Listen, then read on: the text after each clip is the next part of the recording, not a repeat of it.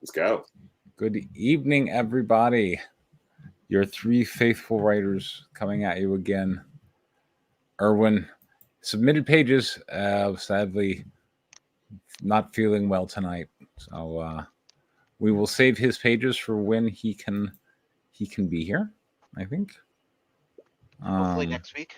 yeah, hopefully next week. Exactly. Isn't next week like New Year's Day? Let's see. Today is 20. No, next is Next like week is the day after New Year's Day. yeah, the second. Oh.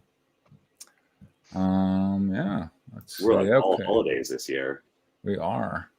All right, let's take a look at The Haunted Head. All right, hold on. I'm pulling that. Boom. There it is. Okay, so I think I do remember we took a look at some of the stuff earlier. It was kind of a medieval setting.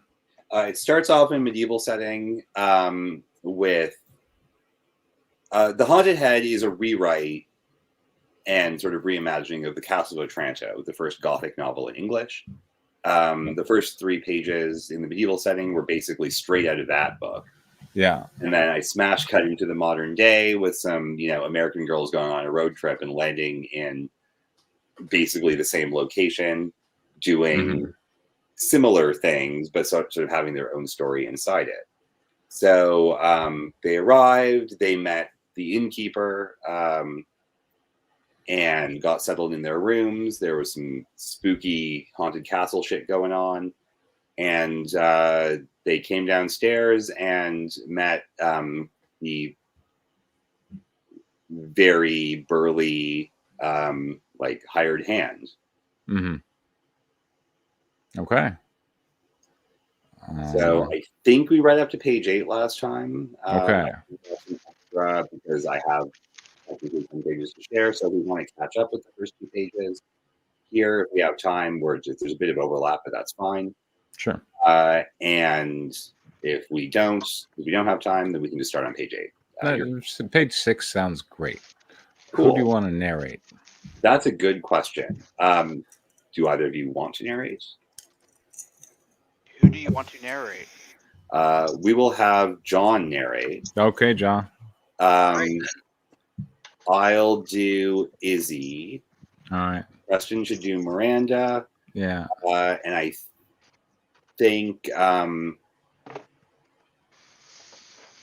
they get separated. So then whoever gets separated as we split the party can just take on other roles. This should work. Okay. And if there's a wild line, we'll have Preston do it for now because John is doing me the favor of narrating. And we appreciate that, John. Page 6, panel 1. Fred, Miranda, and Izzy, with their luggage, wait impatiently in a dusty, carpeted hallway whose walls are festooned with painted portraits on one side and doors on the other. Fred opens the door as he waves the girls in with a smooth motion. Door creaks loudly. Panel 2, Izzy's room. View through the window as Izzy and Miranda enter their room. Izzy rushes in, leaving Miranda to nearly trip on her luggage. A large portrait hangs on the wall, matching the doctor's hinges, facing the bed. Oh my God, this is amazing. Look, you can see all the way into the valley. Can we start after the bags are in the room? Panel 3, Izzy's room. Reverse shot, but slightly higher angle. Izzy opens the window, letting in the huge gust of wind that billows in both the curtains and Miranda's hair. Over the windowsill, the helmet's feathers shake in the rain and wind. I know you don't believe in ghosts, but this place. Ack, close the window. Have you considered pants? Not with these legs. Panel 4. Shot through the eye holes of the portrait on the wall. The window is now closed. Izzy changes into a long, flowing white nightgown. In concession to the weather, Miranda is pulling on a loose pullover sweater adorned with UCal block letters. Well, come on. What if you need to investigate a secret passage? You'll get a scrape. So why the nightgown? You plan to leave all the dirty work to me? Well, I don't care if this thing gets torn. It's spookier that way. Panel 1. Interior hotel hallway. Izzy meanders through the hallway while Miranda locks the door to their room. Neither girl notices the secret door that sits very slightly ajar in the wall behind the way they're going. So, how exactly is this place haunted? The builder, Al Falconara, imported all the brickwork from Italy after the war, like that guy did with London Bridge in Arizona. The original castle was a real place, you know. Oh, yeah, I think I missed that day in English class. You didn't. You were staring at the quarterback's butt. While you had your nose in a book, Story of Our Lives. Panel 2. Crane high angle shot. Izzy and Miranda descend the stairs to the main hallway. The book said Falconara went insane after the hotel was finished. He was obsessed with some prophecy about a succession dispute. How does that count as insane? Panel 3. Izzy and Miranda approach the front desk. Fred stands behind it, wringing his hands eagerly. I'll do Fred for now. Rumor has it he had something to do with some draft dodgers who went missing during the earthquake in '72, where we lost the East Wing. Panel 4. Interior chapel. Some young draft dodgers attempt to protect themselves from being crushed by debris in the collapsing castle. We'll never really know what happened, but I suppose you could say this place has always been cursed to cause harm to those who inhabit it. So, you're saying these grounds keep collecting the restless spirits of lost souls? That's totally spooky. Page 8. Panel 1. Ted, 25, buff handyman, enters in through open doors at the front of the hotel. Part of the helmet is visible in the courtyard. From the helmet outside, softly, VNGs. Panel 2. Focus on Fred, Miranda, and Izzy. Fred is yelling angrily at Ted. Miranda and Izzy are whispering to each other. We got a Fred. We do need a Fred. And then Fred and Miranda are going to pair off, so I'll Fred for now. Okay. There you are, Ted. I'm paying you to maintain the grounds, not lollygag with you tap with your tiny friends. Now get back to work. This helmet won't repair itself. Oh, he's cute. Rawr.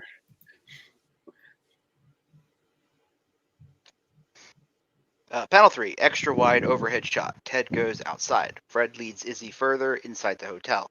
Miranda stands around, not sure whether to join her friends or introduce herself to Ted. We had a TV crew coming here once to see what they could find, but they said they got spooked by a vision of a giant foot. I told them where to shove it. Wait, you've never seen a ghost here yourself? Not even the previous owner? All I know about ghosts is that the stories keep the lights on, and nobody's seen a Falconara around here since the quake. Panel 3. Miranda chooses Ted and runs outside. Hey, wait up! Panel 4. Miranda catches up with Ted and holds his arm. They walk across the courtyard's lawn towards the helmet. Their feet leave impressions in the wet grass. Squish, squish. I'm Miranda. What you up to? Ted, I'm fixing the electricals on the helmet. It's the star of our Halloween ball. It'll go faster with company, and I need a break from ghost stories. You mind? Why not? There you go.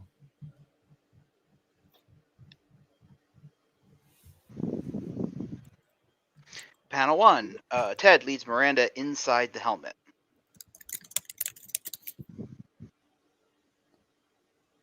Let's see. So you are an electrician, or? I'm the handyman.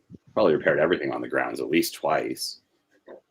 Panel 2. Inside the helmet, Ted and Miranda sit, making out. Miranda's definitely in charge here, pushing Ted into a loudspeaker. That voice is really distracting. Panel 3. On hands and knees, Ted examines the ground beside Miranda. Miranda sits back on her heels, confused. Yes, it is an electrical issue. Now, if I just follow the length of this cable, I might be able to find a short. Hi.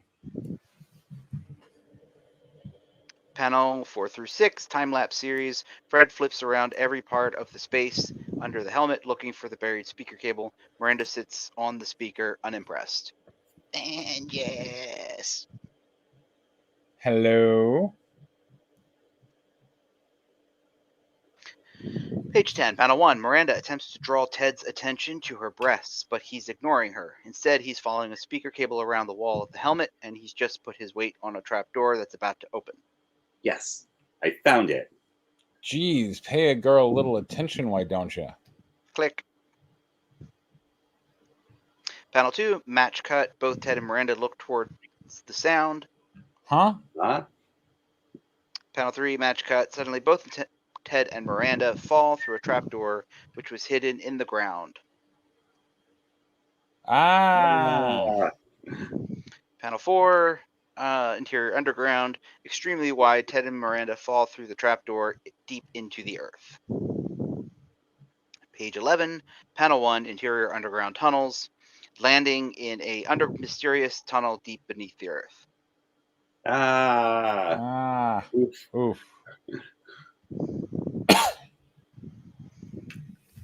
Page 12, panel 1, hotel kitchen. Fred and Izzy walk through the kitchens. Polly, 50s female, mops the floor. Boom. Oh, Fred, there you are. Do make sure you do the rounds and lock up. We can't afford to have rain coming in again and spoiling the carpets before the ball. And I think we'll have Preston be Fred now. I'll have Ted do it when he finishes with the helmet, my love. Don't you dare try to butter me up when you brought some hussy here. Who is that? Panel 2, Izzy gives a little cute curtsy to Polly, who approves. Isabel Vincent, ma'am. I must say, you keep a fine house here. Darn right I do. 35 years married to Fred here, and I can swear he couldn't clean his way out of a paper bag. Panel 3, Polly kisses an embarrassed Fred on the cheek playfully. If only our Conrad were here, I'm sure you two would have hit it off like hotcakes. You were just his type. If only. Panel 4, Polly gets back to cleaning. I'll let Fred finish giving you the chore. The exercise will do him better than waiting for his lawyers to clean up their mess. Page 13, panel 1, hotel dining room. Fred leads Izzy through the dimly lit dining room. It's done for the night. Chairs await the morning upside down on their tables, while flickers of light illuminate parts of paintings. So, what's going on with the lawyers? It's about the estate. 48 years, and they still haven't figured out who owns it. Falconara didn't leave a will? Panel 2, Fred stops, holding his head in his hands. Izzy stops behind him. Nobody knows. What do you expect from an insane mobster? So, why stay? Panel 3, Fred turns around, holding one finger up as he counts. 2 reasons. First, I love this place. The stories, the guests, the stupid helmet screaming vengeance. I'd be lost without them. Panel 4, match cut. Fred puts up his second finger up. Lightning flashes outside, casting a harsh shadow across Fred's face. Secondly, adverse possession. Page 14, panel 1. Izzy crosses her arms, unimpressed. Fred shrugs his shoulders and throws his arms up as he explains what he's up to. Wait, you're squatting here? I'll do whatever it takes if means I get to keep running the place. Panel 2. Fred reaches out and grabs Izzy by the shoulders. Lightning flashes again, casting desperate shadows across his face. The haunted head is at its best when it's run by people who love it. If you wanted to stay and work here, you could. Panel 3. Izzy squirms in Fred's desperate grasp. Watch your hands, mister. Wait, Izzy, listen, this hotel is haunted by failures, ancient and modern alike. I can succeed where Falconara failed. Miranda, help! Panel 3, Izzy pushes Fred away. Let go of me. Listen, there's a future here for you if you want it. A place where your love for ghost stories will be rewarded. Panel 4, Izzy runs away. Fred remains dejected. You see, I will use all means in my power to preserve my position. Or yes, yeah. Page 15. Panel 1, hotel lobby. Izzy runs through the lobby towards the courtyard entrance. The door has been left ajar. Miranda, let's go hunting for ghosts. Crashes of thunder.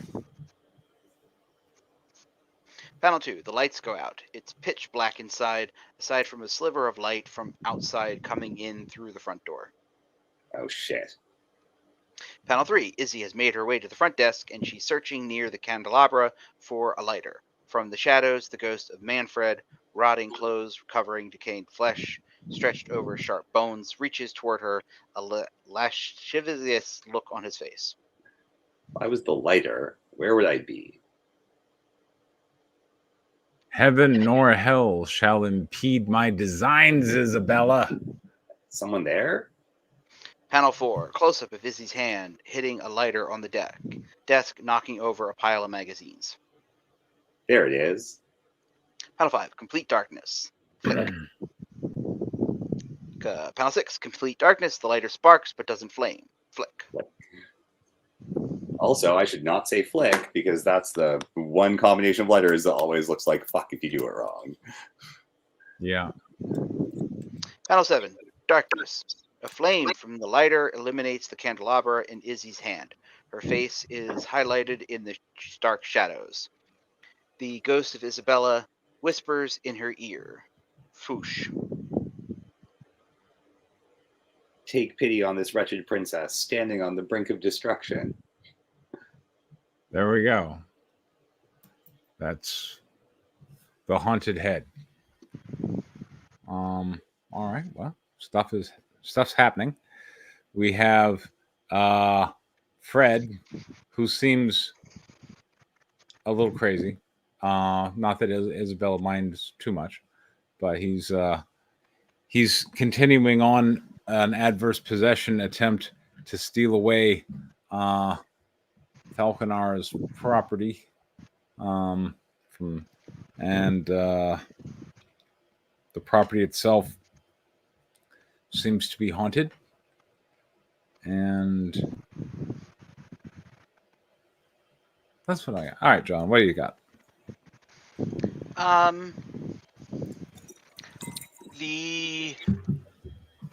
The Izzy and Miranda characters appear unique. They have unique personalities, unique ways that they talk. So I didn't get them confused between the two of them. I don't really remember much of the first 6 pages, to be honest, so I can't really comment on how the story's progressing. And, you know, the house seems to be eerily eerie. Yes. The house is eerily eerie. It's certainly an eerie house. Yeah. Yeah. All right, John.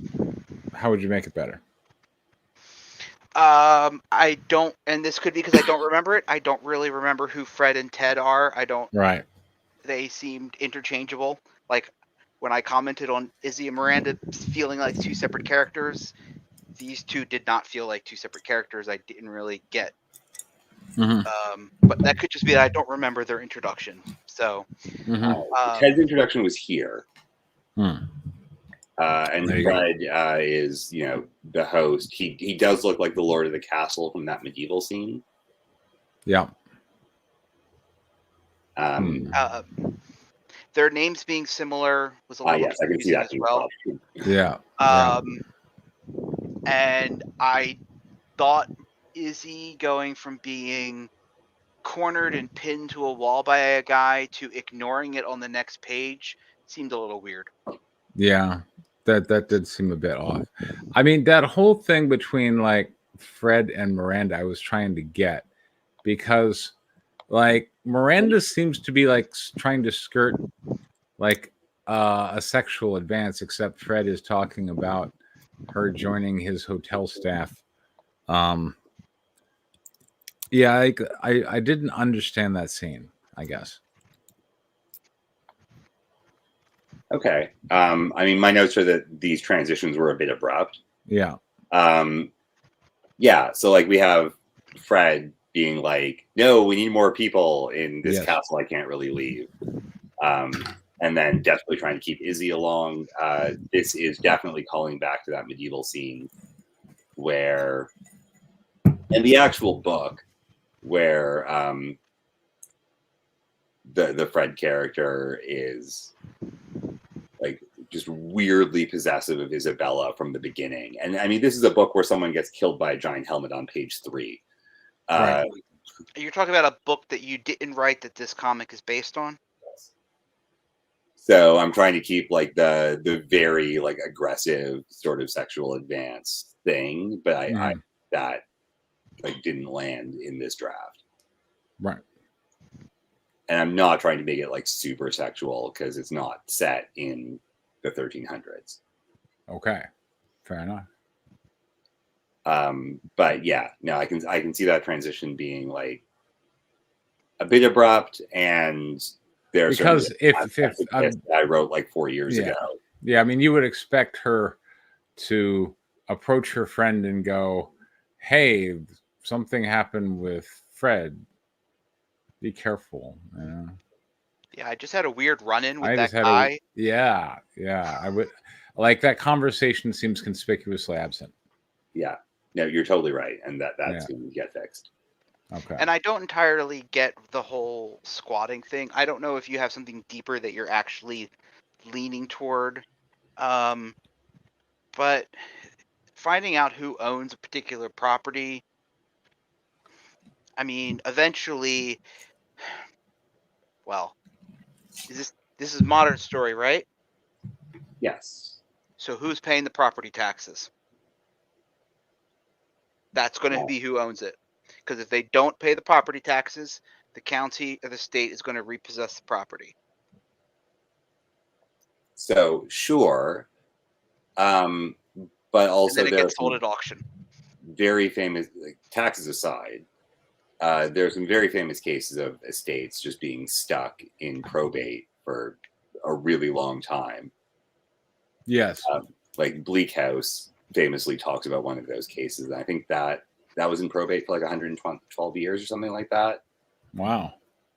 Yeah, like the lawyers actually just ate the whole estate. Yeah, I bet. Yeah. It was like a Lord Rochester from like the 1830s or whatever. Yeah. So this sort of thing does happen sometimes if there's not enough of a paper trail. Yeah. And for that matter, like there, you know, like people can pay taxes despite the fact that it's registered with the county to somebody else. Yeah. Or depending on how things go, the estate would pay taxes. I could say that Fred's paying the taxes. That's fine too. So yeah. Anyway, I mean, we don't need to worry too much. I don't think about. I don't know. I'm just thinking if somebody shows up at the county tax register's office and says, you know, I am the guy who's listed on the tax register, or I represent the firm who's listed on the tax register, then as far as anybody would be concerned, he owns it. Right. Unless somebody wants to challenge that. Well, that's what you do with adverse possession. Is you challenge, but you know you have to have control over the property for some number of years. Some time, yeah. Yeah. So what I was aiming for here is explaining why Fred is partly as crazy as he is because he's sort of taken over the place, but he's not sure if it's his yet. Right. And you know there are cases where, like, what if it's a house that's been repossessed or whatever, you know, and like the bank owns it, or, you know, and it just sits empty. And if it's sitting empty and not being shown, then there can be cases of, you know, people who move in and inhabit the place. And over long enough time, they can come to be, they can come to have a legal claim on it. That kind of stuff. That is actually a thing. Yeah. So that's what I was aiming to gesture towards. Yeah. And there'll be additional gestures later, of course. Yeah. Okay. Just jumped out as odd to me, but whatever. That's fine. Yeah. As I said, as long as it's explained in the story, then, Yeah. I don't think somebody's going to put the book down because one thing doesn't make sense. No. All right. Cool. And Thanks a lot, guys. we went over your Harpies pages last time, didn't we? Right? No, this is the rest of. This is new pages. Oh, okay. So right here on December 16th, Harpies 3 version 2, pages 7 to 14. Yes, that should be it. It is the second half of issue 3. This is after they all get trapped in the pyramid that is collapsing. Oh, shit. This is pretty exciting then. All right.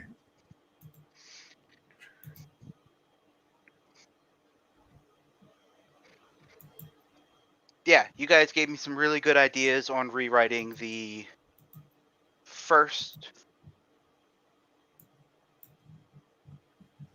All right. That's right. Who do you wish to narrate? Yes, this is it. Preston, you can narrate. That's fine. A speaker chirps some rhythmic but unintelligible noises. What was that? The speaker chirps again in a 3-syllable rhythm. It must be part of the machine. Chirp, oos, chirp, art, chirp, chirp, machine. Aaron smiles.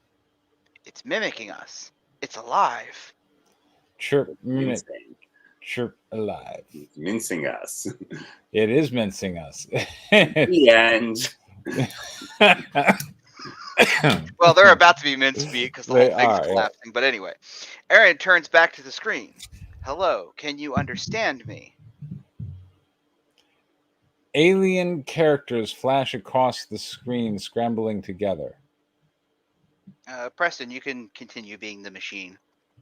Language synthesis completed. I am the onboard systems analyst designated TKNK0, and yes, I can understand you. All right. All right. Can you help us get out of here? Oh, sorry about that, John. Yeah. Negative. After all of that, and we're stuck down here? Affirmative. Isn't there a back door out of here? Insufficient power to properly execute evacuation orders. What about fixing the air situation? Negative. Insufficient power to properly operate life support systems. Boom. The ground shakes, followed by metal screeching onto the walls. This chamber isn't going to hold. Affirmative. If it's any consolation, the chamber will collapse prior to exhaustion of your remaining air supply. And won't that kill you too? I'm not alive, so I cannot die. But if I could feel regret, I would regret that prior to my activation, I was not able to complete the last order my captain gave me before death. Your mission? My mission, as the last surviving crew member of the starship Chirp Chirp, is to send my captain's final report back to Central Command. What was his final report? The documenting of sentient life on this planet. Our mission was to explore new worlds and document new civilizations for the communal growth of our people. Well, that sounds like a noble goal. Yes, alas, we must rely on a future exploration party to... Or maybe you can find a way to help us get out of here, and then we can send the report for you. Negative. Primary power systems depleted. What about backup power systems? Your power core is charged with the Hecate stone.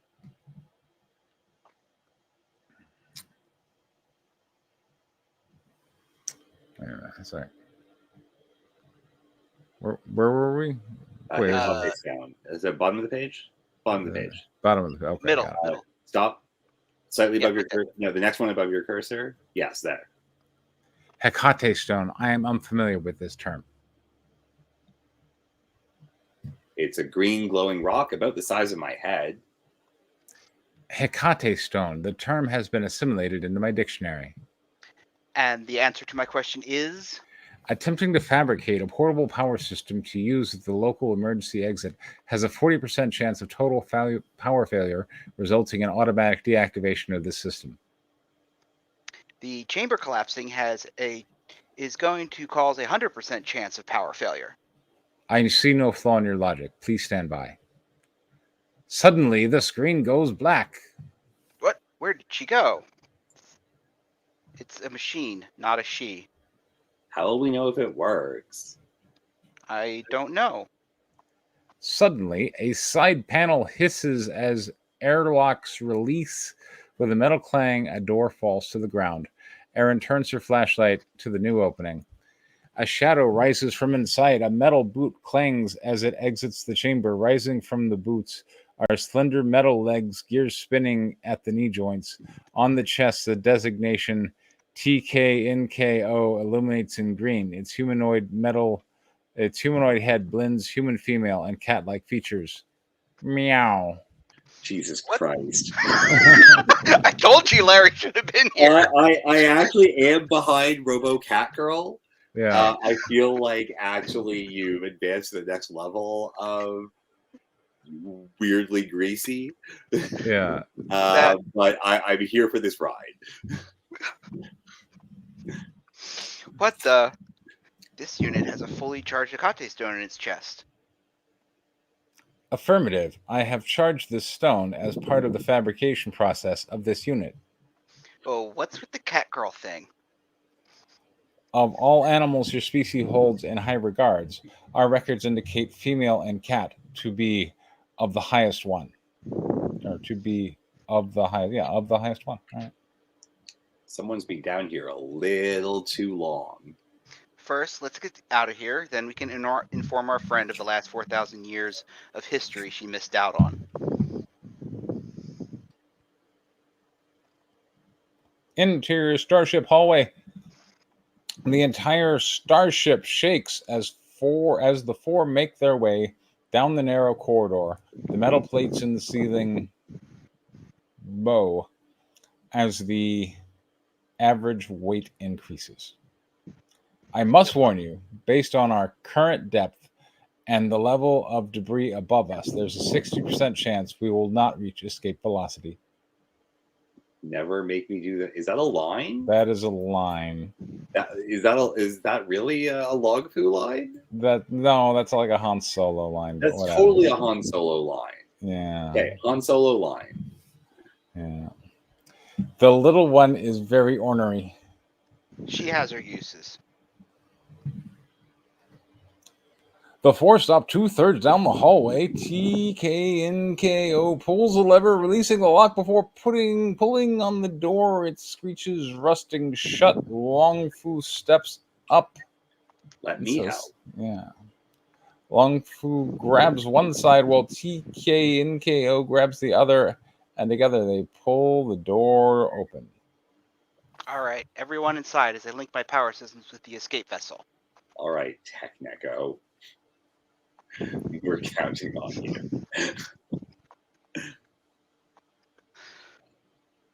I got that joke.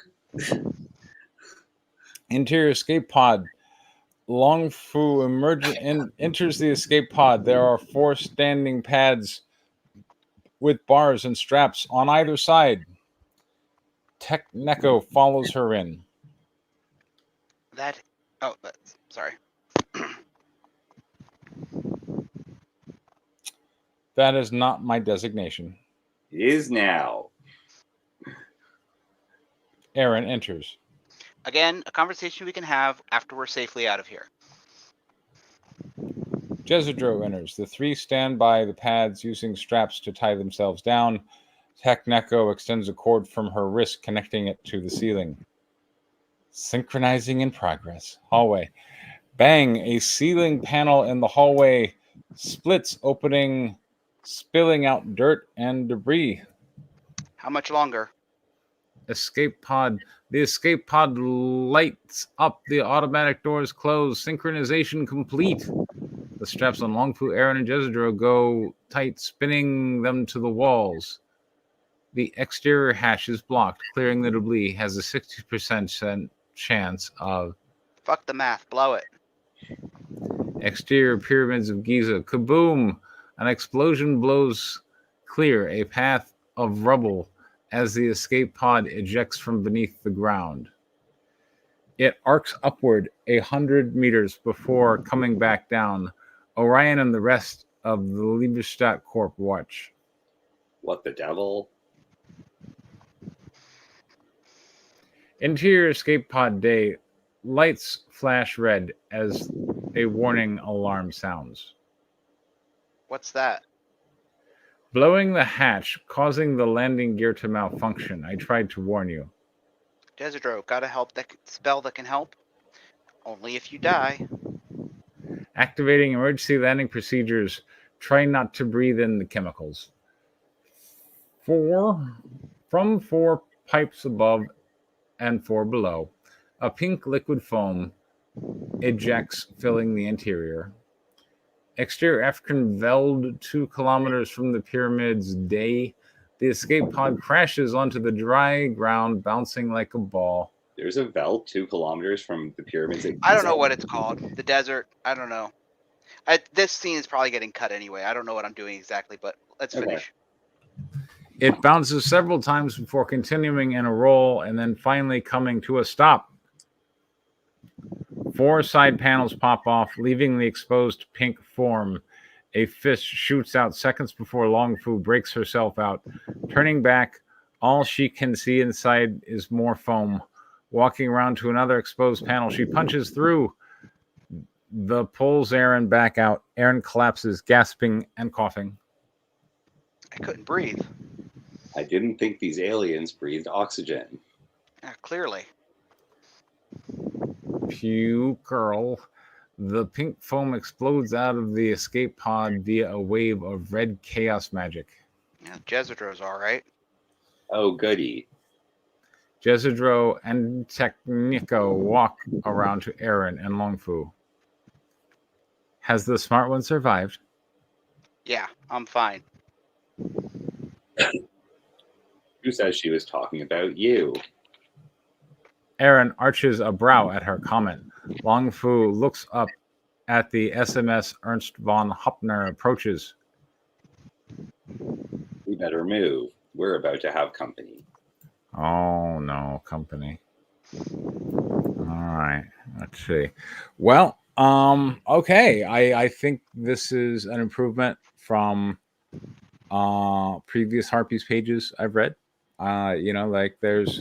It's an interesting setting. We're in an ancient pyramid, but what if it were really a spaceship for the gods or something? Who knows? And by the way, welcome to all 3 people watching this broadcast. Happy New Year. Anyway, so it's an intriguing setting.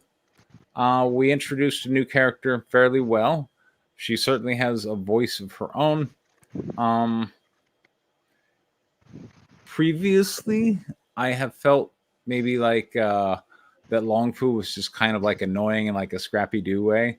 But this time, Aaron and Longfu seemed okay. They were doing productive things to try and save themselves from certain death. Go, Danny. So, although it's stupid, I actually like the robot cat girl. I think adding another character to this dynamic makes them have a dynamic because you were having a lot of trouble with the 3-person dynamic before. You found a moderately elegant solution to everything, and having an alien spaceship at hand will certainly help you do things that it seems like you want to do in the story. And yeah, it's very plausible that a vision of what Harpies is finally starting to come together.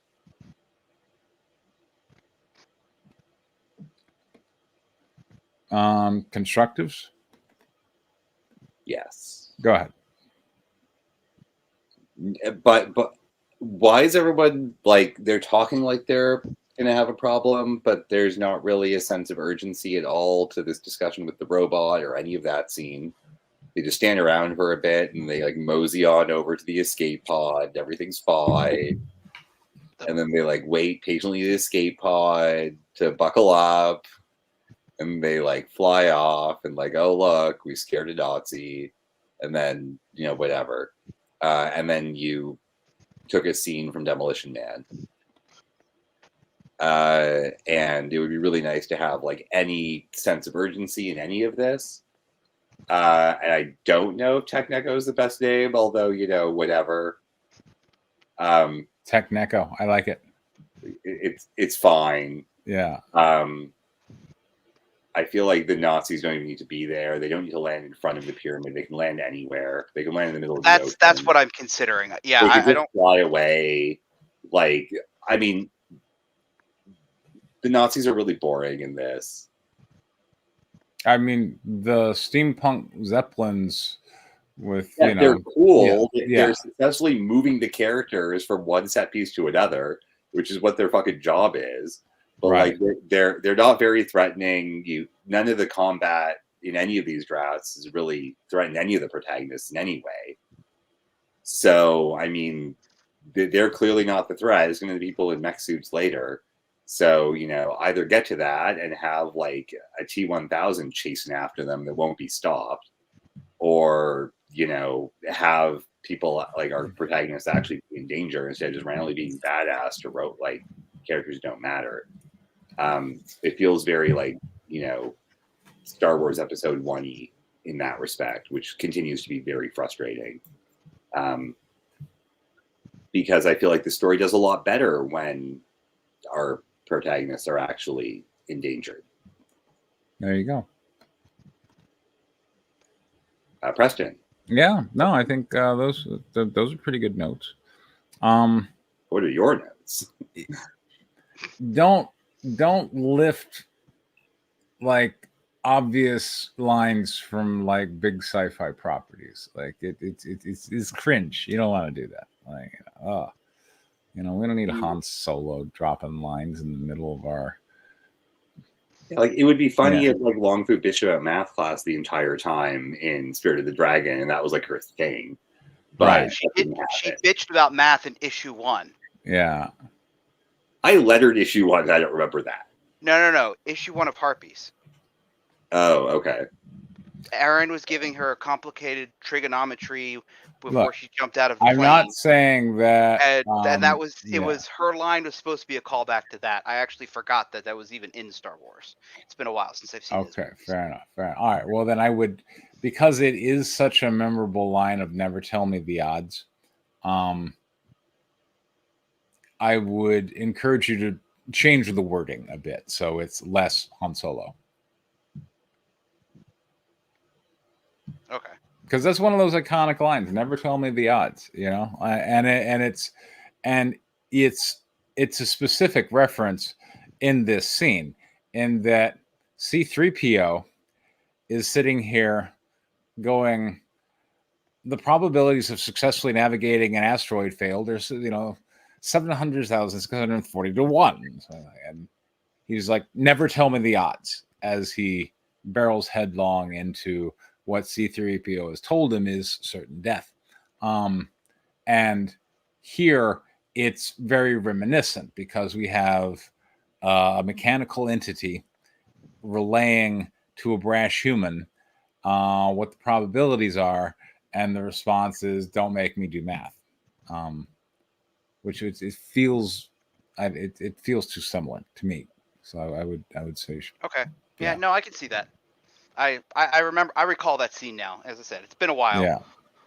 So I also wonder if part of this couldn't be solved by having that character have more of their own voice instead of just being like a ripoff of Data from Star Trek and just giving mathy stuff all the time. Like, what if it's like piloted by like, cat girl Elon Musk's brain copy and actually like has a voice?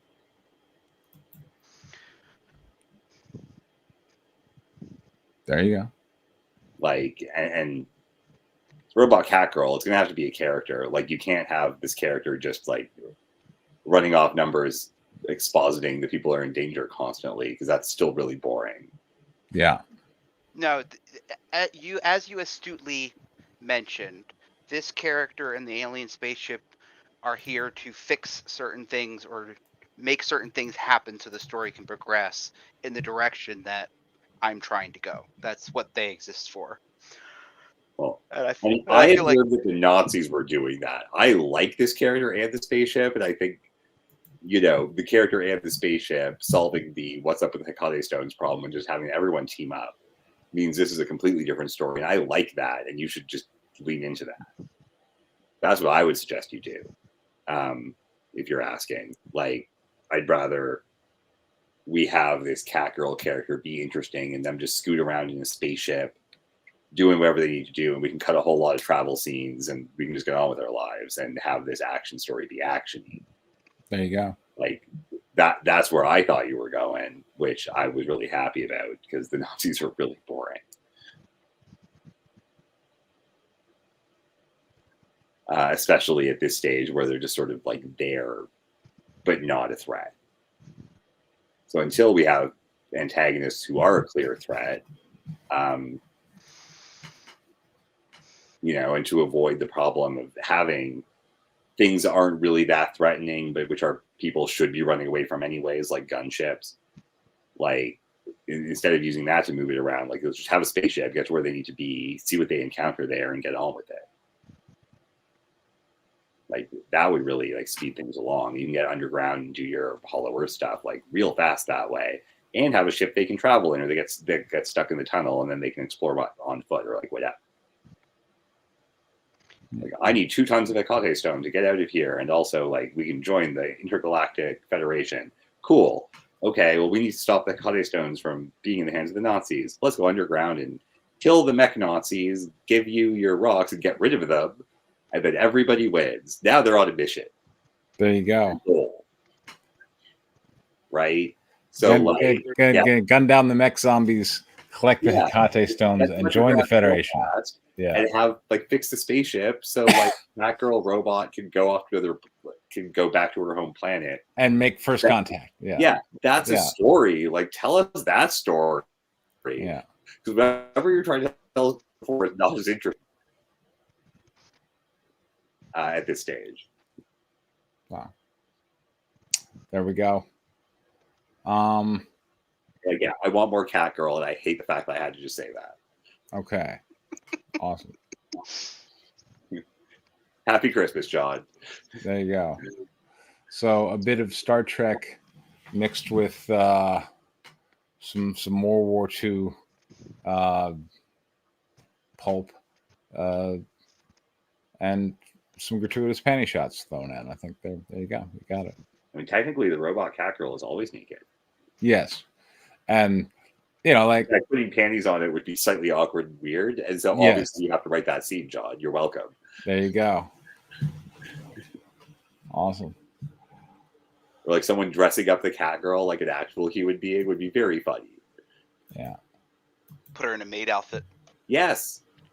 Go nuts. If you're gonna have a Catgirl, like, do the Catgirl thing. I don't see why you wouldn't. Yeah. Anyway, I think the pages for Palace 5, now that I've finished polishing them, are good to go. We don't necessarily need to read them. I think Danny, you as editor at some point will I'm here now. Let's just read them again. I want to read them. Okay. All right. If John's cool with that. Yeah, whatever. I mean, it's Preston's stream. You can do whatever he wants. It is. Okay, here we go. We got Palace combined. Okay, so the plot is going to remain pretty similar here, but I condensed a couple of pages. Like, I shaved a couple of pages down, so some of these are kind of.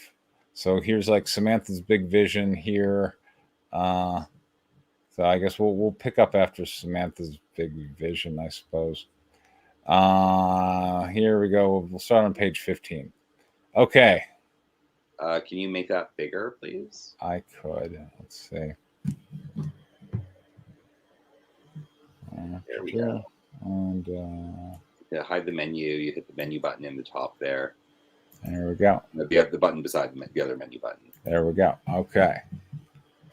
Page 15, panel 1. Helena, the human sorceress of the Silver Hydras, levitates above the shocked Gretchen.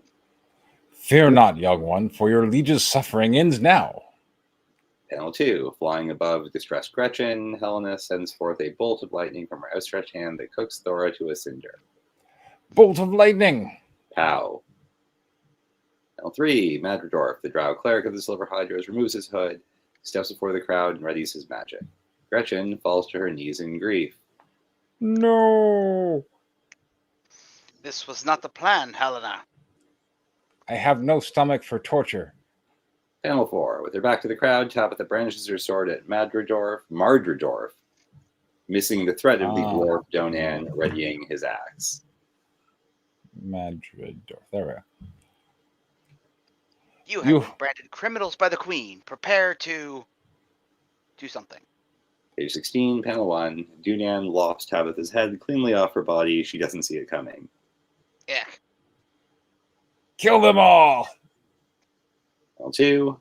Madridorf magically blesses Dunan as a horrified Gretchen stands over the corpse of Tabitha. Blessings upon your sword swing, Dunan. Why? For the experience. Panel 3. Helena floats over a grieving Gretchen's head. We're here for the angel's blood the summoner gave you. It's gone. We used it already. Panel 4. Helena cringes. Oh, that's unfortunate. Panel 5. Panicked, the Queen calls for backup. We are under attack. Governess Ho, High Priestess, show them the power of Viviax. Page 17. Panel 1. Foreground. Yay! Foreground first. Samantha works the magic of her enchantment from the safety of the royal box above the fray. Background. Burning undead Thora stands tied to a stake in the middle of the conflagration. Sergne at Pugna.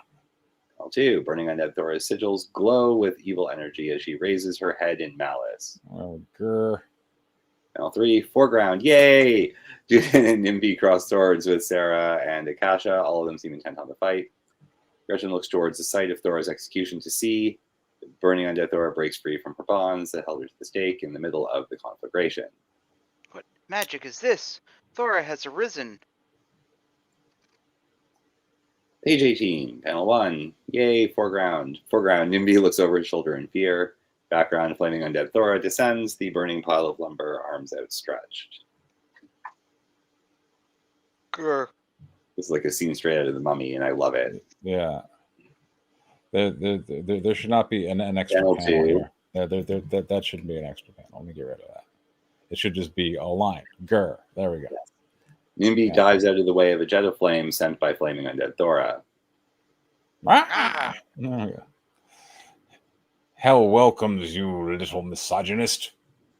Panel 3. Nimby hides behind Madridorf, who takes the brunt of Thora's gush of hellfire. Ah. Page 19, panel 1. Gretchen runs to flaming undead Thora as the 4 members of the Silver Hydras warily keep their distance. But how? High Priestess Samantha invoked her magic to animate my body in service to her. In her jaded wisdom, Ereshka, called Mother of Loss, chose to restore my soul as well. I need some time with this. I think I'm going to faint. Steel yourself and rejoice that we both still serve at the pleasure of the Mistress of Oblivion. I will see you to your safety, Gretchen. No harm will come to you this day, neither from... Panel 2, inset, the 4 Silver Hydras stand on guard, each of the 4 ready to defend themselves if attacked. The Silver Hydras. Panel 3, inset, Edmund and Erica suspiciously eye Samantha, who returns their icy stares in kind. Nor from the Queendom. Page 20, panel 1. Madridorf, the drow cleric, takes charge of his party. A force of ancient evil awoke in the ruins of Crusading Alfred. Yeah. The righteous Lord of Heaven revealed to me visions of a governess named Thora forcing her companions to convert. Panel 2, Arica steps in from of Edmund and Samantha to assert her leadership. We put her to death once for her crimes, and we'll reward you for destroying her current form. Panel 3, Thor's point of view. The Silver Hydras smile at Arica's edict and begin to fan out. Madridorf and Nimby walk towards the viewer while Helena levitates and Dunan moves towards the right of the frame. Each of them look for an opening to attack. Then leave us professionals to do our work. Wait! High Priestess Samantha carved these ruins into my flesh. She sought to use my undead form to kill you, Arica. New panel. Yeah, there needs to be a new panel right there. There we go. Where's that? Hold up. Menu. Line types. Oh my goodness. All right. Well, I'll get to it when I'm on a different computer. But yes. Levitate. Well, at least say type panel in there so you know what it is. Yeah. Levitating above the crowd, Helena surrounds herself with a protective magical aura. Below her, Arica cowers behind Samantha, who casts a magical bolt of energy towards Helena. Then we got Helena. Okay, I'm on it. Dissector Magica. Page 21. Panel 1. Arica and Edmund glance at Samantha, who dismisses the accusation. Sorry. Where'd that go? I hate it when it does that. Yeah, okay, yeah, we were there. Boom. Okay, we were here. Yeah. I didn't like, she doesn't need to, all right. Never mind. Whenever I go there, it just goes crazy. I'll fix that later. Okay. Panel 1. Arica and Edmund glance at Samantha, who dismisses the accusation. Nonsense. Pay this heretic's words no mind. It would explain why she rose from the dead. Panel 2. Arica accepts her victory with grace. Enough, Edmund. We all know who the real enemies are. Now. Panel 3. Foreground. The Silver Hydra is closed for battle with flaming undead Thora, who seeks to protect Gretchen.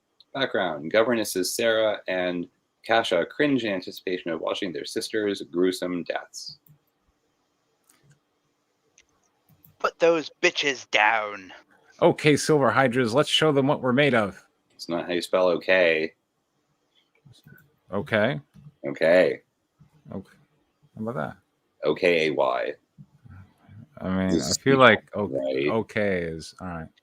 That is a more all right.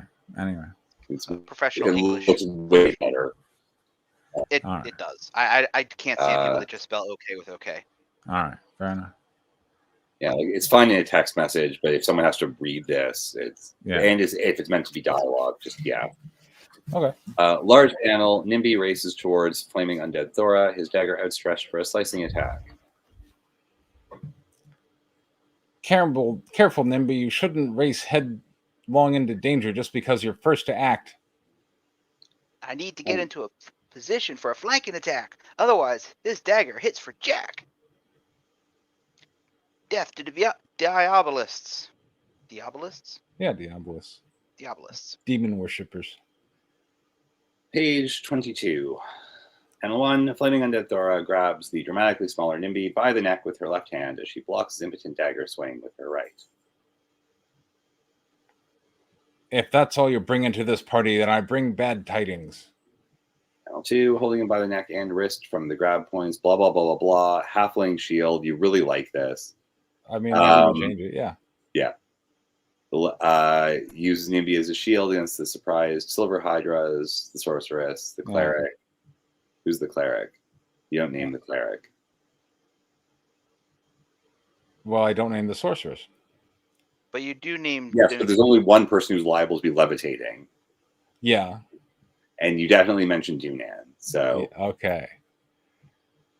So, here...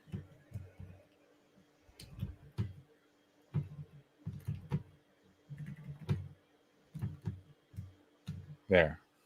Better. You are now my hostage. Back off or he dies. Panel 3. Helena levitates in dismay and indecision. Levitating in dismay is so weird.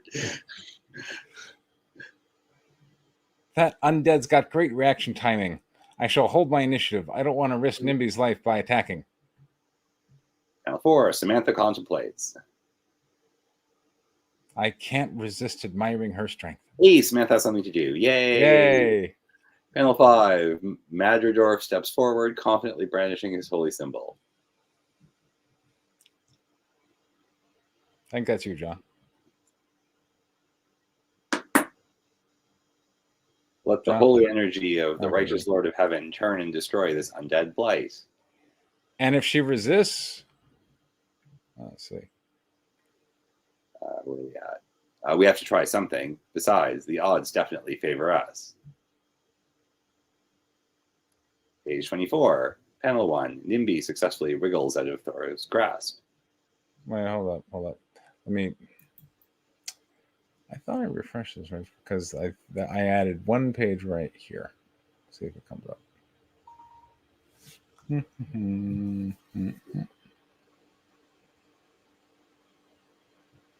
People send me crazy text messages. I don't even know why.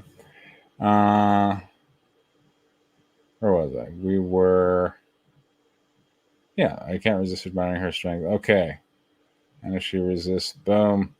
Then we just go here. Okay. 3. Dunan charges Thora, his battle axe raised high. If all else fails, I might one-shot kill this thing anyway.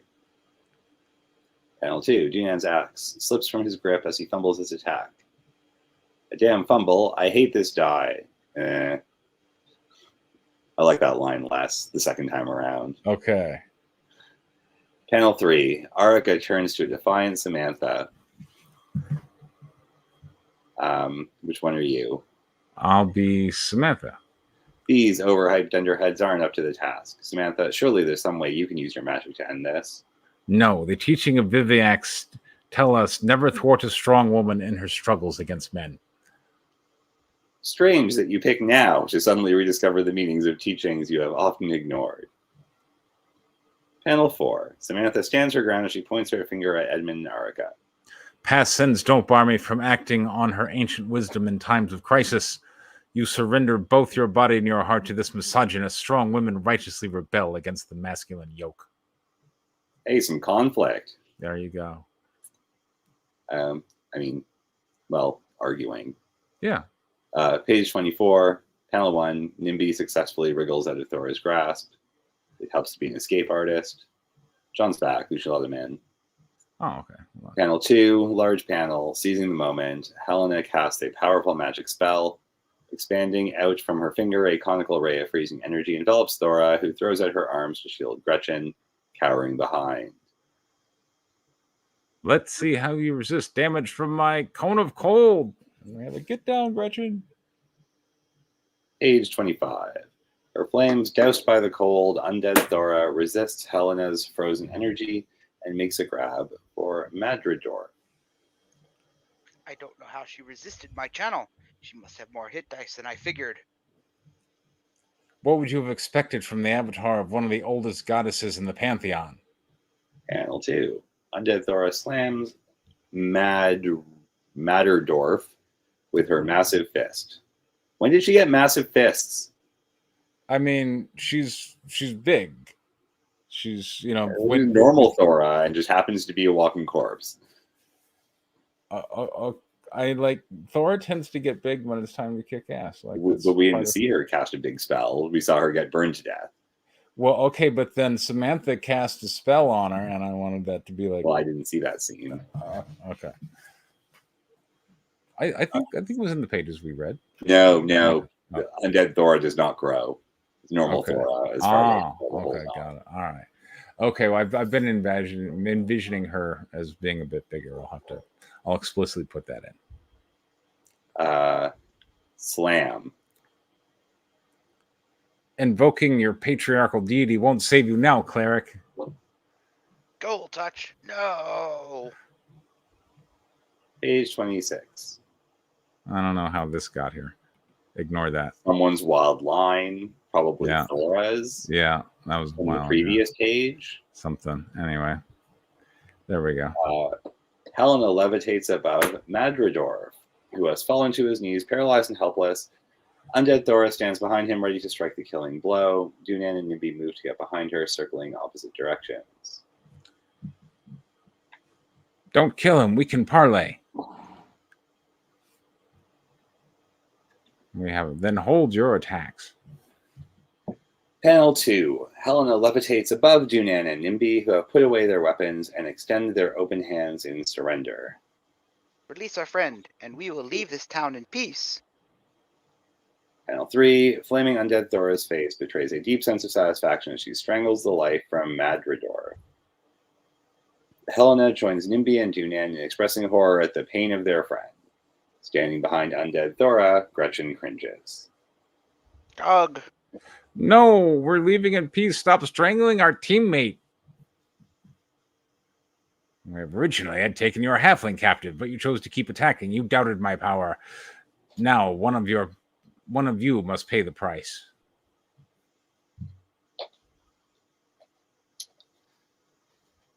Undead Thora throws the corpse of Madridorf at the feet of Helena. Is this a new panel? Yes, this is a new panel. Panel 4. It's kind of.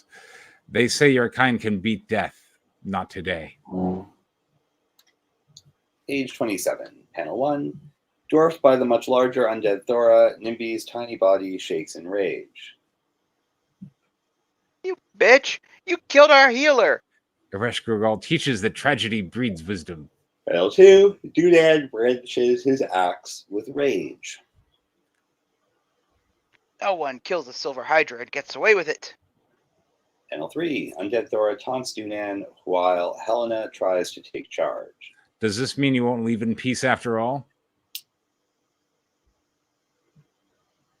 We have a stand down, Dunan. I'm sure Father Donnelly will raise him as soon as we head back east. Panel 4. Disappointed, Edmund descends the stairs from the box suite.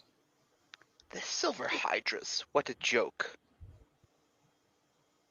Page 28. Dunan fumes as Helena maintains control. Nimby scoffs. Fumbles happen to the best of us. Next time we meet, you won't be so lucky. She got really lucky against Madridor's channel. Panel 2. Disgusted, Helena wishes a quick exit to this awkward situation. Let's just get out of here. I think I've got room for Madridor's body in a bag of holding. Let's think that way. Ironic, really. Clapped by a zombie feminist. Panel 3. Dunan holds Madridor's feet up as Helena put them into an all-consuming extra dimensional bag. Should be puts like that, right? Yeah, there we are. Well, the more gambles we take with our lives, the more often we'll need to get resurrected. Law of averages. That should be puts him, not them. Unless either Madrimorph is... There we go. How's that? Unbinary, or she's putting more than one person into the bag. Because my first thought was, how many people is she putting into the bag? And then I'm like... Yeah. Okay, do you undead count as objects and you can put them in a bag of holding? Pardon? Never mind. Okay, questions. Yeah. I mean, you can cart around corpses in bags of holding. But can you cart around undead? Sure. Yeah. I mean, that's an attack strategy. Just like open a bag full of zombies. Yeah, I've had necromancers do that before. Like I have my undead army in this portable hole. You know. Okay, that's fine. I did that in our game when yes, the vampire you character. Yeah, during the day, my human. yeah. John once played a vampire who would hide in a portable hole during the daytime. My coffin was in a portable hole, which my under what do you call it? My familiar minion would whatever basically carry around in a bag of holding during the day. Yeah. Panel 4, Helena secures the bag of holding to her belt as she addresses undead Thora, Gretchen, and Edmund. Well, the more gambles we take with our lives, the more often Panel we'll 4. need. Okay, yeah. 4. This one? Oh, okay. Yes. Okay, we're off to leave in peace. Okay. Oh, okay. Sure. There we go. Yay. Okay, we're off to leave in peace. Sorry for the trouble. Before you go, I have a proposal. Please take Gretchen, my squire. We have a wait, what? Page 29. Undead Thora holds Gretchen's hands as they say their goodbyes. Wait, what happened to the big? Oh yeah, okay. I'm sorry. I put this in. This is fine. So I Undead shall. Thora holds Gretchen's hands. There we go. Gretchen's. It should be more like that. There we go. Gretchen's hands as they say their goodbye. I shall return to the lost city of Abrasia and take up residence in the temple of my goddess, but a dead city is no place for a young woman. I certainly would not wish for you to stay here. Panel 2. Undead Thora presents Gretchen to Helena, Dunan, and Nimby. Your group suffers from too many headstrong men and not enough feminine leadership. Please accept Gretchen as one of your party. Do you have any skills useful to an adventuring group? All right, John, take it away. Here we go. Large panel. Gretchen passionately argues her merits. Trained from birth to be an Illuvian governess, I can sneak, wield a sword, and have a bonus to diplomatic skills in situations involving men. My spiritual pact with the Reshkigal allows me to channel her power. My backstory requires that I seek to avenge women when and wherever they are wronged. Page 30, Panel 1. Undead Thora watches with pride as Gretchen joins the Silver Hydras, who rejoice at being a four-person party once more. I say we trust this mysterious demon-worshipping stranger with our lives from this point forward and give her a full share of the treasure.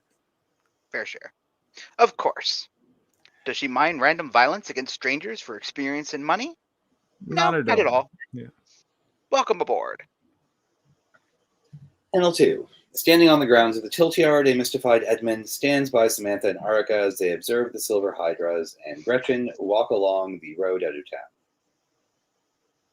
Always seems to happen when they lose a member. That's not what you wrote. Always? Oh, here it seems. There we go. Panel 3. Standing alongside the burning pyre, Undead Thora stands opposed to Edmund. Arica and Samantha watch from the safety of the bleachers. And then there's our score to settle. I offer you trial by combat for all grievances you wish to level against me. Is Edmund to be Alluvia's champion? Does he best represent the supremacy of women? Shall our duel begin now? Page 31, Panel 1, Edmund, Samantha, and Arica all eye each other with suspicion.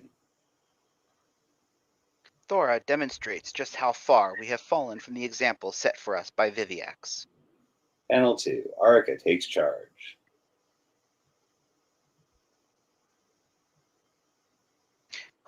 No more blood shall be shed this day. We shall convene the assembly of ladies to consider how to improve things. Panel 3, Undead Thora expresses her disgust with the trio. The corruption of Alluvia seeps from the core of each of you. Panel 4, Undead Thora leaves Edmund, Samantha, and Arica in a state of bewildered failure as she exits along the path out of town. And then we have the final shot. Okay. And that there we all right. So this was a rewrite. I think there was a lot of stuff read better. I think we kept most of the out of party jokes, so that was all still there. And yeah, so it's still fine, and we're still workshopping this. There you go. I didn't notice anything particularly awesome, but we've read this like 7 times in various drafts. So not very much stood out as compared to other versions that are also kind of fine. Okay. John, did anything stand out? Yeah, actually, and I don't know if it was in other versions, but I noticed it this time. But one of the characters referred to the Silver Hydras as your kind. Yeah. Which jumped out at me is that basically as they recognize that these are like different types of people or different they have their own classification, like they know that there's a difference, and I thought that helped to set the line between the NPCs and the PCs work a lot better by having the in-world characters recognize that these people are special, unique, or whatever, and they're different, and So I think that kind of that jumped out at me, and I think that's a good thing. I think it's noticeable that they would notice that they're not like. No, now that you bring it up, I agree. Continuing with our anime conversation, I have watched Log Horizon recently, and that has an entire season of NPCs being like, "Man, I wish we had some PCs around so we could do stuff," and really dealing with like how the PCs are different people and different kinds of people who have very different priorities and attitudes. So yeah, I agree. That's a cool move. Constructives, John? I didn't really have anything. I thought most of everything seemed much tighter and seemed to flow a lot better than the last time. I remembered last time that there was some of the scenes kind of a little jarring in how they were leading into each other, and I felt like everything was a lot smoother in this particular version.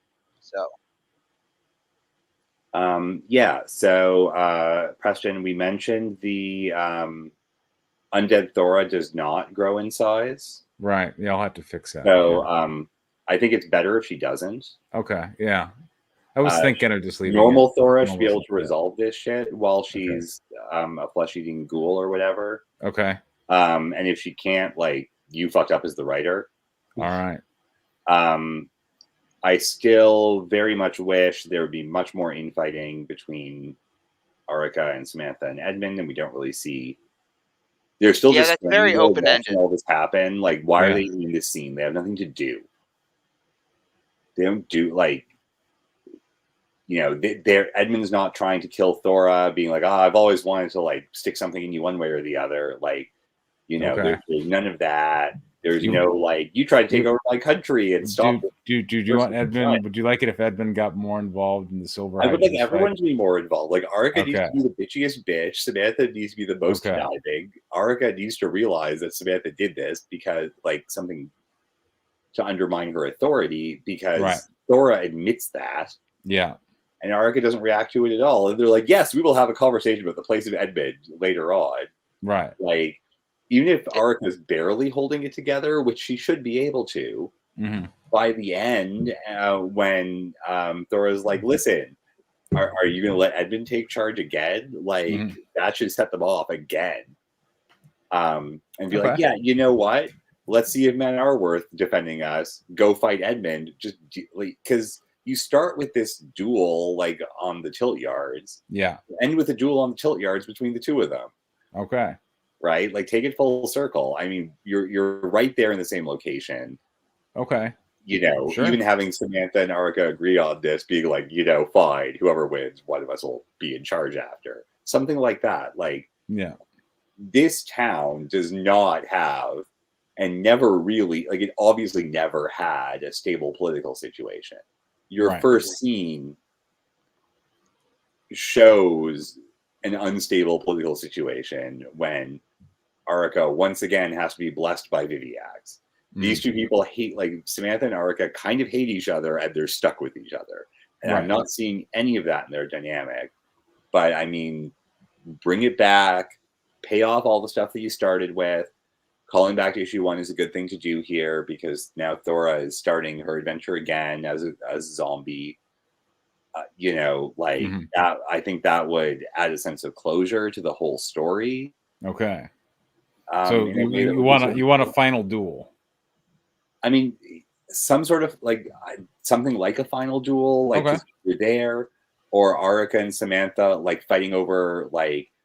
Well, fuck it. Yeah, you're right. We should kill Edmund. No, don't kill Edmund. I like how he fucked me. Like, I don't like one of those things. Sure.